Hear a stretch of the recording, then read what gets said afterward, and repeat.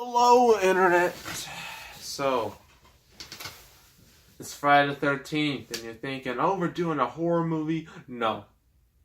I mean, the situation is horror-like, but it's not a horror movie. I know, I've disappointed you all.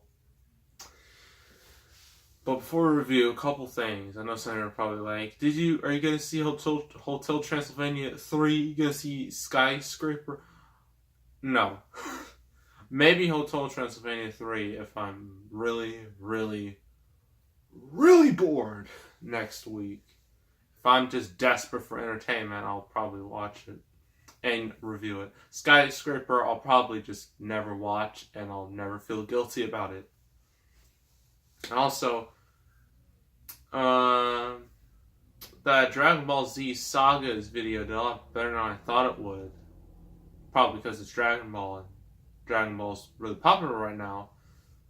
But I think I did make a promise in like where I showed off the 4 games, like TMNT Smash, Dragon Ball Z Sagas, Drake and the 99 Dragons, and the final one was Dead or Alive Extreme 2.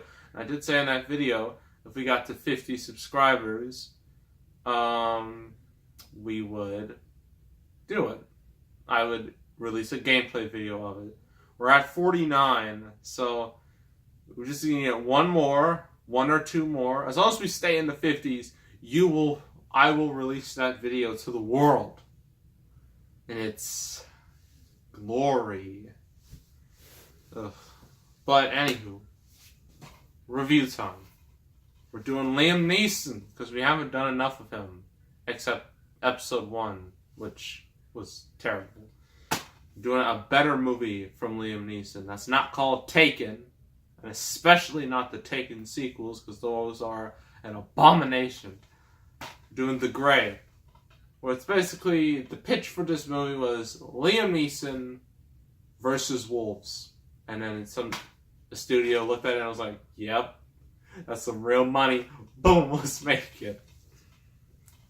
So yes, this is one of Liam Neeson's many, many, many action movies throughout, his recent career. Ever since Taken was a huge hit, he decided to go full action movie mode.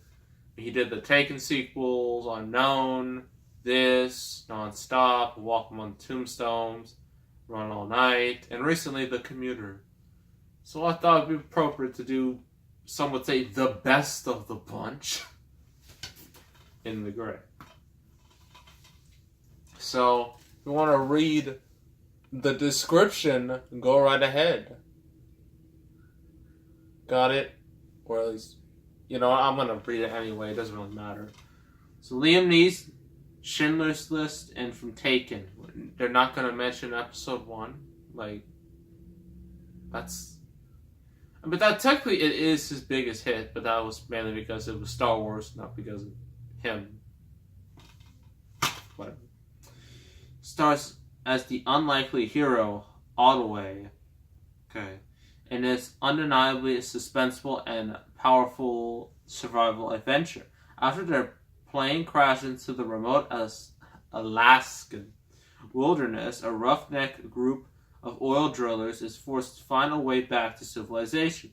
As Ottaway leads the injured survivors through the brutal snow and ice, they are relentlessly attacked by a vicious pack of rogue wolves that will do anything to defend their territory. Adrenaline-fueled, action-packed, and loaded with some of the most intense and brutally realistic attack scenes ever filmed, The Grey is being hailed as a thriller you can sink your teeth into. I hate it. I really hate it when these critics, they put in trying to be so smart with their puns, sink your teeth into, because get it? It's wolves. Get it? Get it? Yeah, way to be real subtle person from Washington Post. So, to summarize it, Liam Neeson and a bunch of people, they're oil drillers, and they're on a plane. Not sure where, but they're on a plane. And of course, when you got movies about planes, it never goes well. I mean, you got Final Destination, Flight, Sully, alive do I have to go on? It never ends well when a movie character's on a plane. And of course the plane crashes, and a lot of people are dead. And there are 8 people left, but one of them immediately dies because of injuries. So 7 people left. And so not only are they have to deal with the brutal Alaskan weather, the bunch of snow and ice everywhere, and howling winds, but there are also wolves, ton of them. So should be easy. No, it's not easy. And so the rest of the movie is just Liam Neeson and his crew trying to fight off these wolves and survive. And you think, oh, it's gonna be a uplifting, powerful movie. You're wrong. It's not uplifting at all in this. Especially with the ending, which I will discuss because it is very controversial. So pros and cons. Pros, Liam Neeson. Liam Neeson is always good in everything, basically, and this is no exception. His character in this movie, I mean, he's just like, you want to root for him, you want him to succeed, you want him to get out of this horrible, horrible, horrible situation. And, yeah, he's really good. Everyone else is fine. Some of the wolves look convincing. It may be a mix of... It's probably... I don't know. I'm not sure if it's CGI wolves or it's real wolves. But they look incredibly realistic. You gotta give it credit. And the movie is pretty brutal with its violence. It earns that R rating. And, another good scene is, like, when the plane does crash, and the way they handle it, it's, like, very, like, I like movies like this where, like, the plane scene, it's, like, it's very intense. There's not much, there's no real suspenseful music. It just happens with, like, no music, and it just... And Liam Neeson, he knows, in this situation, to put on not 1, but 2 seatbelts. Kids, everyone, put on your seatbelt, because if you don't, you're gonna die. Yeah, just a life lesson for you.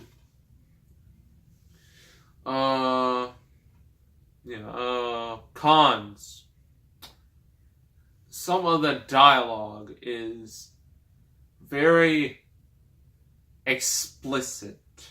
A whole bunch of F-bombs. I don't know how many. Probably not as much as Wolf of Wall Street.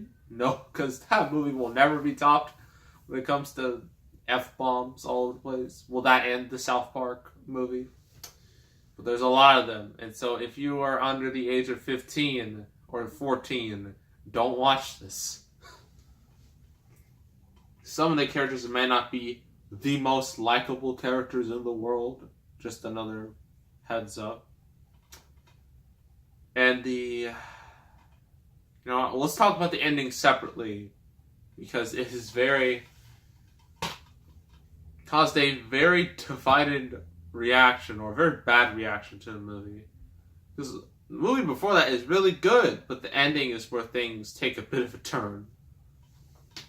So the end, spoiler alert, all Liam Neeson's crew is dead, except Liam Neeson, of course. And he's about to fight the wolf. And he has, like, little bottles, broken bottles, like, on his hands. He takes them up to his fist. And then he's about to fight it. And when it happens, cut to black. And you're just like, really? Like, I went this whole movie for Liam Neeson fighting a wolf. And this is what you give me? You don't even show it to me? Like, really? Yeah, so it's one of those endings that people do not like. Then it gets even more controversial. Like, at the end, there's an end credit scene where it shows the wolf. The wolf is still breathing, but it's not moving. Liam Neeson's head is on the wolf, but he's moving a little slightly, but not much. And then it fades to black again, and you're just like, really? Really? We don't even get an ending? First of all, you gave a fake out, and then you gave us another fake out. Like, that's just double the frustration. And it's probably, maybe he did that on purpose. Maybe it was studio meddling. I don't know, but it was let's just say it wasn't the best way to end a movie like this. To leave the audience just like that. So overall, with the exception of the double ending that solves nothing, the rest of the movie is a good survival thriller. I'm gonna give it an 8. Yeah, an 8 out of 10. So if you like Liam Neeson movies, particularly his action work, this is the best of the bunch, definitely.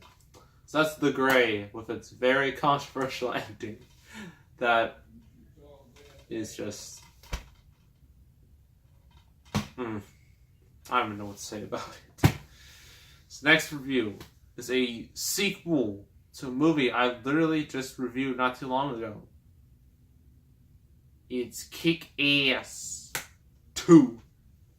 A sequel that a lot of people hate, although I like. So that should be an interesting discussion. So yeah, make sure to subscribe, like this video, leave a comment. I will see you all next time, and I am out.